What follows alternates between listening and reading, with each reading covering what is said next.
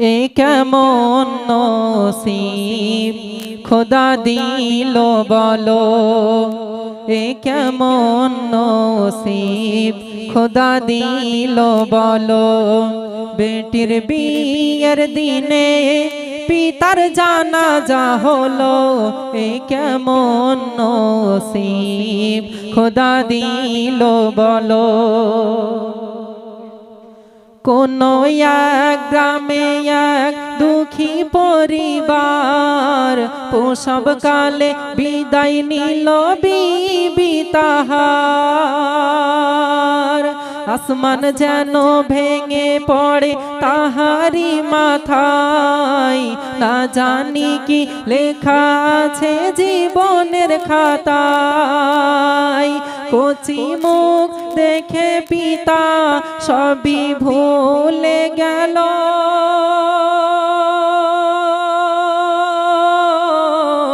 অতি আদরে ধীরে ধীরে বড় করিল, তারে বড় করিল।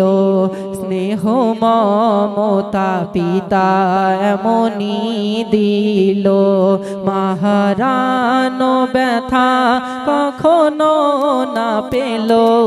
এ কেমন নসিব খোদা দিল বলো। প্রসবের যন্ত্রণা সহ্য করতে না পেরে তার আম্মা জান ইন্তেকাল করে গেল। মেয়েটা আস্তে আস্তে বড় হতে লাগলো, মেয়েটা দেখতে সুন্দরী হতে লাগলো, নামাজ কালাম পরহেজগারিতার দিক থেকে অত্যন্ত ভালো ছিল। তো মেয়ের খুশির জন্য তার আব্বাজান বিবাহ পর্যন্ত করলো না। কি এমন ঘটনা ঘটলো শুনুন।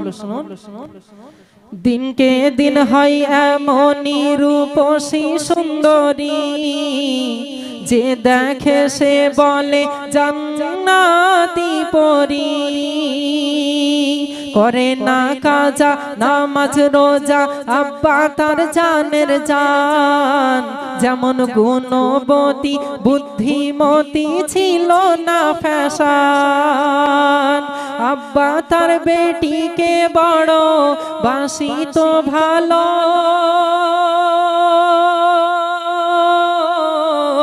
বেটি যেন ছিল দুই নয়নের আলো, দুই নয়নের আলো। এক ধনী পরিবার বিয়ের প্রস্তাব দিল, সুখী থাকবে মোর মা পিতা খুশি হলো। এ কেমন নসিব খোদা দিল বলো। বেটির বিয়ের দিনে পিতার জানাজা হলো, এ কেমন নসিব খোদা দিল বলো। আপনারা জানেন গ্রামে যদি কোনো মেয়ে একটু ভালো হয়, নামাজ কালাম পরহেজগারিতা হয়, দেখতে সুন্দরী হয়, তাহলে ধনী পরিবার থেকে বিয়ের প্রস্তাব পাঠানো হয়, তাই তো? যে ওই বাড়ির মেয়েটা আমাদের বাড়ির বৌমা করব, আমাদের বাড়ির বৌমা করব। তেমনি ভাবে একটা ধনীর বাড়ি থেকে বিয়ের প্রস্তাব দেওয়া হলো। তখন আব্বাজান অত্যন্ত খুশি হলেন যে ওর তো মা নেই, সেখানে গেলে মা পাবে, আব্বা পাবে, স্বামী পাবে, সারা জীবন সে সুখে শান্তিতে থাকবে। কিন্তু পণের টাকা কি ধার্য করা হয়েছিল? কবি লিখছে শুনুন। 50,000 নগদে চাই 8 ভরি সোনা, দিল রাজ রানী হবে তোমারি কন্যা। গরিব পিতা শুনে কথা রাজি হলো দেখো না, মেয়ের বিয়ের তরে বিক্রয় করে জমি জমা। আব্বা তোমায় ছেড়ে আমি যাব না চলে, কে তোমায় ভালোবাসিবে, কে আহার দেবে তুলে, কে আহার দেবে তুলে। না দেখে তোমার সোনা মাকে কেমন থাকবে বলো। তোমার কুড়ে ঘরে কে জ্বালাবে আলো, এ কেমন নসিব খোদা দিল বলো। আব্বা জানের এতদিনের কাজের যে পুঁজি ছিল সব এক জায়গায় করলো এবং নিজের যে জমি জায়গা ছিল সব বিক্রয় করে দিল মেয়ের খুশির জন্য। তো এদিকে মেয়েটা কেঁদে যারে যার হয়ে যাচ্ছে আর বলছে, আব্বা আমি তোমাকে না দেখে কিভাবে থাকবো, আব্বা তুমি আমাকে না দেখে কিভাবে থাকবে, ছোটবেলায় আমার মাকে হারিয়েছি, তুমি আমার সুখের জন্য বিবাহ পর্যন্ত করনি, আমাকে কত কষ্ট করে বড় করে তুলেছো, আজ কেন আমার পরের বাড়ি পাঠিয়ে দিচ্ছ। তখন আব্বা কেঁদে কেঁদে কি বলছে, আহা কত সুন্দর কথা কবি লিখেছেন, আপনারা শুনুন। তিলে তিলে দেখো যারে মানুষ করতে হয়, কেঁদে কেঁদে তবু তারে পরের হাতে শুতে হয়। তিলে তিলে দেখো যারে মানুষ করতে হয়, কেঁদে কেঁদে তবু তারে পরের হাতে শুতে হয়। দেখতে দেখতে দেখো বেটির বিয়ের দিন এসে গেল, খাওয়া দাওয়া বিয়ে সেরে বেহাইকে ডাকিল, অসহায় ধনীর মিনতি করে কিছু টাকা কম আছে দেব তোমায় পরে, দেব তোমায় পরে। চরম অপমান কন্যার পিতার করিল, ছোট লোকের জাত তোরা কি হবি ভালো, এ কেমন নসিব খোদা দিল বলো। এমন তোমরা যারা আছো সামনে বসো বসো, আর খুব বেশি সময় না, আমরা ইদি করবো অনুষ্ঠান। তো বিয়ে কমপ্লিট হয়ে গেল, খাওয়া দাওয়া কমপ্লিট হয়ে গেছে। এক বিআই মশাই আর বিআই মশাইকে ডাকলেন, ডেকে বলছেন, দেখুন আমার জীবনে যা পুঁজি ছিল সব আমি এক জায়গায় করেছি, এই মেয়ে হলো আমার একমাত্র মেয়ে, সে তার ছোটবেলায় মাকে হারিয়েছে, আমি খুব কষ্ট করে ওকে বড় করেছি, আজ আমার আর সর্বস্ব আপনাদের হাতে তুলে দিচ্ছি, আপনারা তাকে খুশি রাখবেন, তাকে একবারও কাঁদতে দেবেন না, তাকে কষ্ট পেতে দেবেন না, আমি আব্বা সহ্য করতে পারবো না, তবে কিছু টাকা কম আছে, আমি জন দিয়ে হোক ভ্যান চালিয়ে হোক তোমার টাকা আমি শোধ করে দেব। বলার সাথে সাথে এমন ভাবে অপমান করলো, ছোট লোকের জাত বললো সকলের সামনে, মানে গরিব মানুষ তো জানেন তো, গরিবদের দিল অতি নরম হয়, এমন ভাবে হাড়ে আঘাত লেগে গেল, সেখানেই হার্ট ফেল করে মৃত্যুবরণ করলেন। কি ঘটনা ঘটেছিল কবি লিখছেন, আপনারা জানেন মেয়েরা কত ভালোবাসে আব্বাকে, আব্বারা যেমন মেয়েকে ভালোবাসে মেয়েরাও আব্বাকে অত্যন্ত ভালোবাসে। একটা মা যদি একটা মেয়েকে বকে অত সহজে মেয়ে কাঁদবে না, কিন্তু একটা আব্বা মেয়েকে বকা তো দূরের কথা, যদি একটু রাগান্বিত অবস্থায় মেয়ের দিকে তাকায় না, চোখ দিয়ে আস্তে আস্তে পানি ঝরতে লাগবে, তাই তো নাকি? মেয়েরা এত ভালোবাসে আব্বাকে। সেই মা সেই আব্বা বিয়ের দিন ইন্তেকাল হয়ে গেল, আহারে একেবারে এতিম হয়ে গেল মেয়েটা। কি ঘটছে শুনুন। পিতার অপমানে সইতে পারে না কন্যা, আর বাপের গলা ধরে শুধু করিছে কান্না। আর কি বলছে, যেন গরিব হয়ে জন্ম নেওয়া এ সমাজে পাপ, আর হার্ট ফেল করে অপমানে দুঃখিনীর বাপ। বেটির বিয়ের দিনে হলো পিতার জানাজা,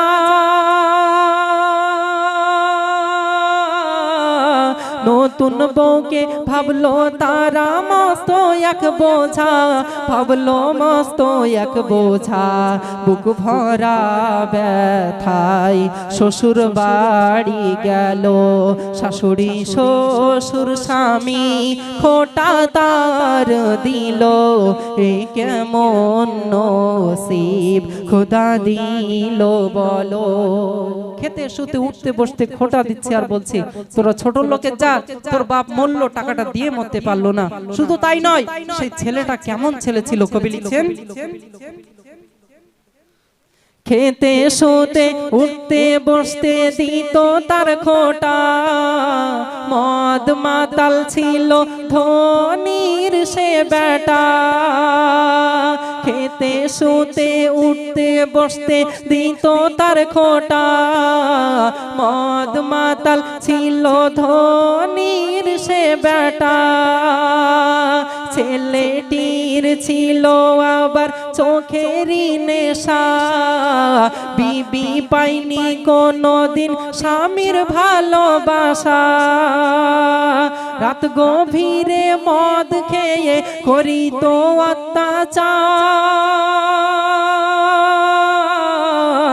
জ্বালা যন্ত্রণা সয়ে তবু করিছে সংসার, ও গো করিছে সংসার। দেখতে দেখতে একটি বছর কেটে গেল, মা বাবা মেয়ে গর্ভবতী হলো।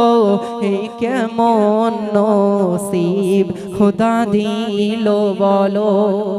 খুব কষ্টের মধ্যে মেয়েটা দিন যাচ্ছে, কিন্তু কিছু করার নেই। কোথায় সে যাবে? সে তো একেবারে এতিম, তার মাও নেই, তার আব্বাও নেই।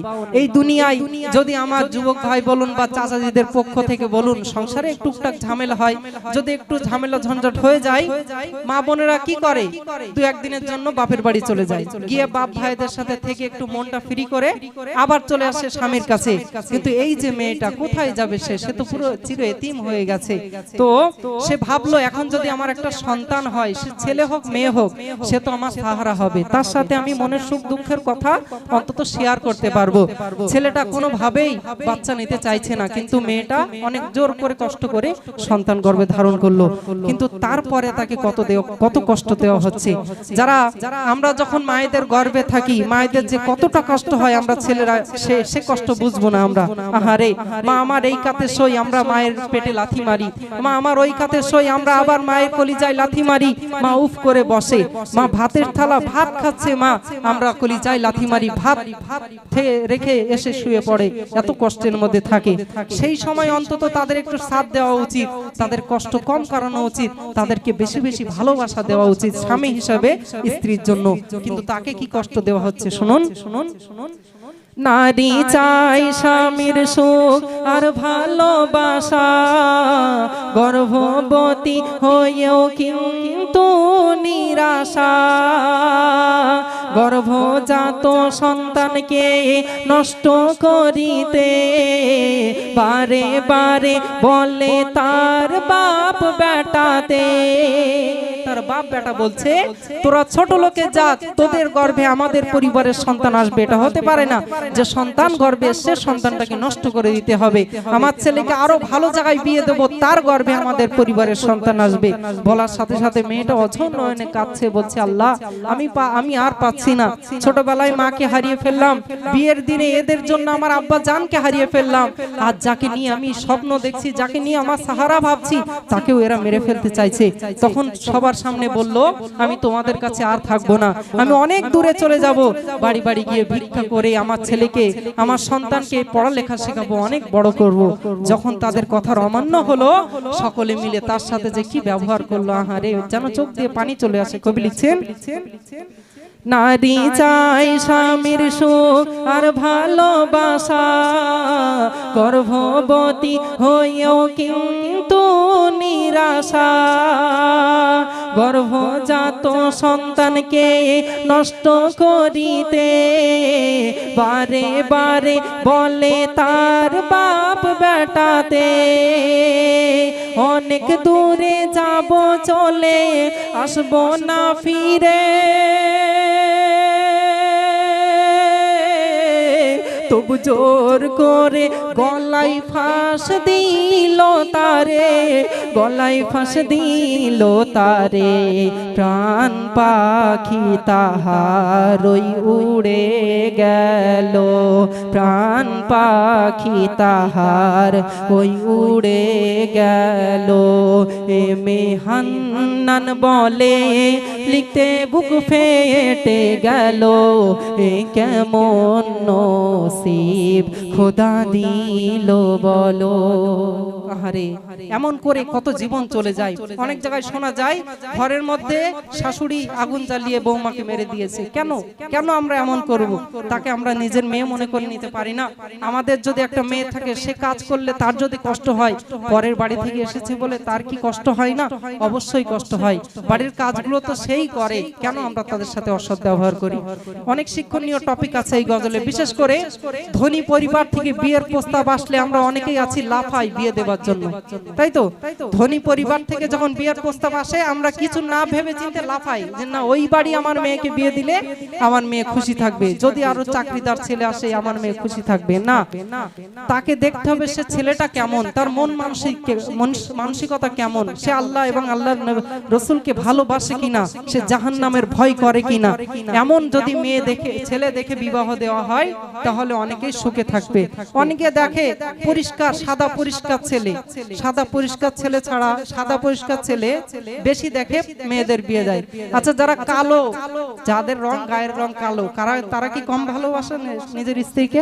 কম ভালোবাসে না। এই জন্য ছেলেটা ভালো হয় সেই রকম দিয়ে বিয়ে দিতে হবে। আরেকটা টপিক হলো আমরা অনেকেই আছি রাতে মদ খেয়ে এসে নিজের স্ত্রীকে মানে কষ্ট দেই, এগুলো থেকে দূরে থাকতে হবে। একবারও ভেবেছেন সেই স্ত্রী আপনার জন্য কি না করে? সারা দিন বাড়ির কাজগুলো সে করে, আপনার আব্বাজানের যে কাজগুলো থাকে জামা কাপড় বলুন যাই বলুন সে কাজ করে, বাড়ির রান্না করে সে কাজ, আপনার মাকে খুশি রাখে, আপনার যদি একটা বোন থাকে তাকেও খুশি রাখে, বাড়ির সব কাজ সেই মেয়েটাই করে। এক ডাকে নিজের বাপ মা সন্তান সবাইকে ছেড়ে আপনার কাছে চলে আসলো। ইভেন আমরা সারা দিন কাজ করে রাত্রে বাড়ি আসি, আমাদেরও মনটা খুশি করে সেই স্ত্রী, তাই তো নাকি? তাহলে কেন আমরা সেই স্ত্রীকে কষ্ট দেব? স্বামী স্ত্রী মহব্বতে আল্লাহ খুশি হয়ে যায়, স্বামী স্ত্রী মহব্বতে আল্লাহ খুশি হয়ে যায়, আর আল্লাহ খুশি হলে সংসার সুখে হয়ে যাবে। আলহামদুলিল্লাহ। শুনলেন এই গজল?